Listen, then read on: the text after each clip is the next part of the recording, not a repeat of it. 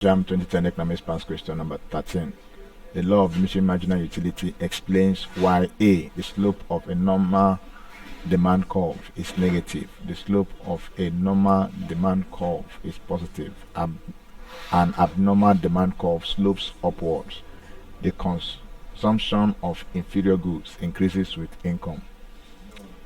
The concept of the law of diminishing marginal utility can be used to explain the slope of the normal demand curve.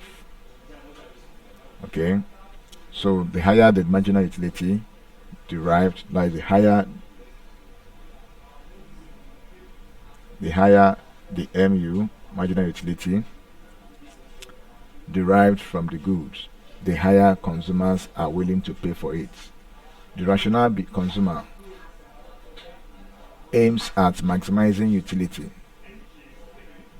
from the use of his resources. To achieve this, the consumer ensures that marginal utility of a good is equal to the price of the good.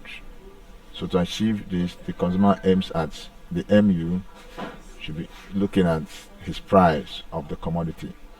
So on this basis, the correct option is option B, which says the slope of a normal demand curve is positive.